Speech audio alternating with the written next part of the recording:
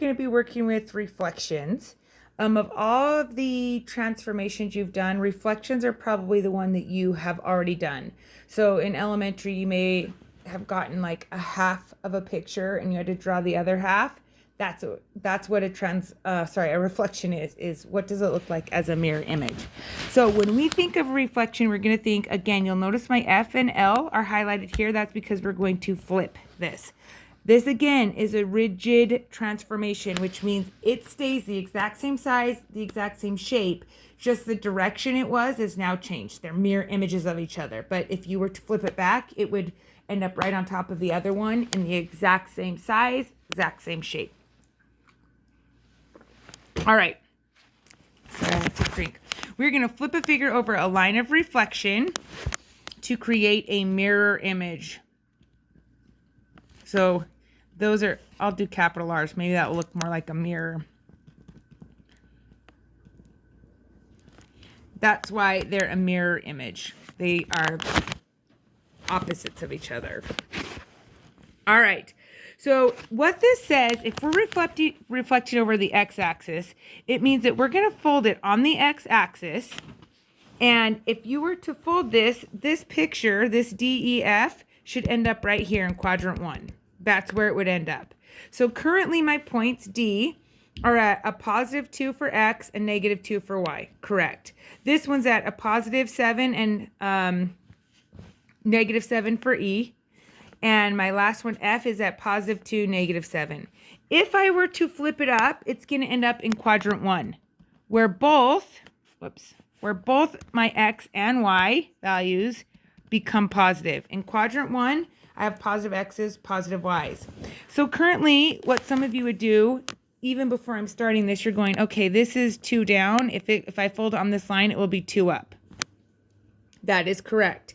So this is D prime again. This one, if you fold this up on this line, it would be 7 up. So you'd go 1, 2, 3, 4, 5, 6, 7.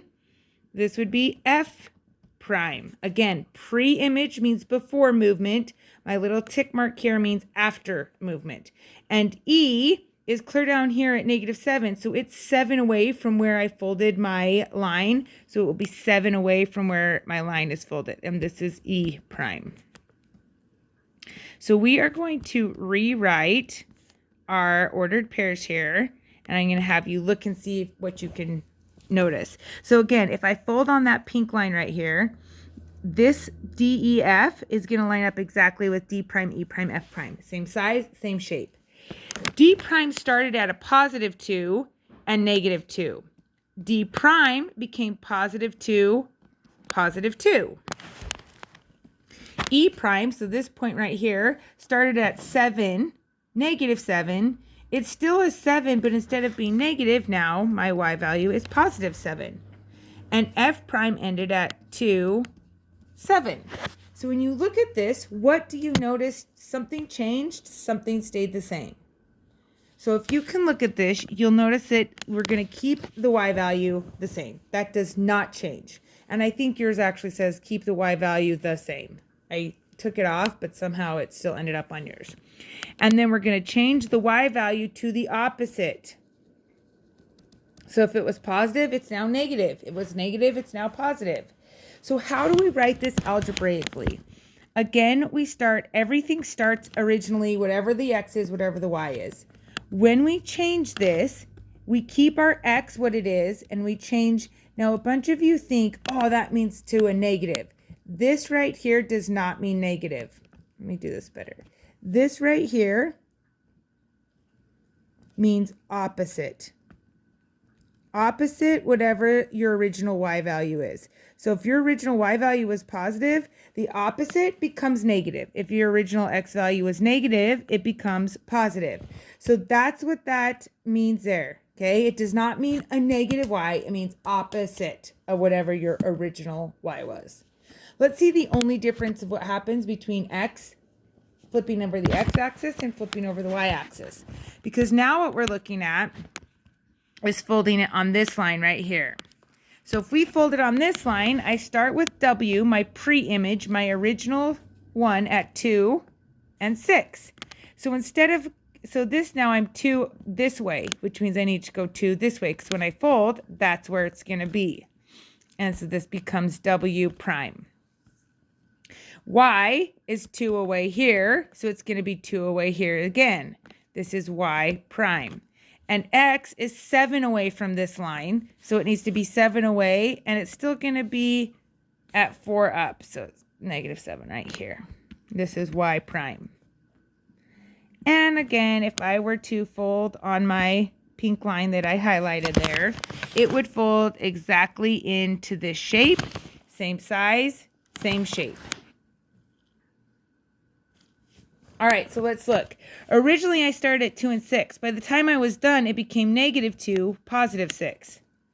X, oh, whoops, this is X, not Y. So X became, it was at it was at a +7, but I flipped it over to the other side. Everything in this quadrant, my X values become negative, but my Y values are still positive. So this becomes the opposite, which was -7, but still +4. And my Y started at a +2. It ended at a -2, but still was at +2. So whichever axis you're flipping over, hopefully you notice that when you flipped over your X, our X values did not change. They stayed the same. When we look at these, our Y values, when we flip over Y values stay the same, but our X's became opposite. So we're going to keep the Y value, change X value to the opposite.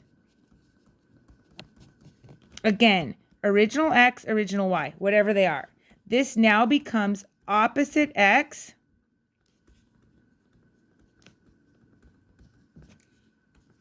same Y. And I don't know if it helps, but maybe you actually write the word opposite X, same Y. Whatever it takes for you to understand that. So that's what this is right here. A negative in the algebraic representation means the opposite of the pre-image coordinate.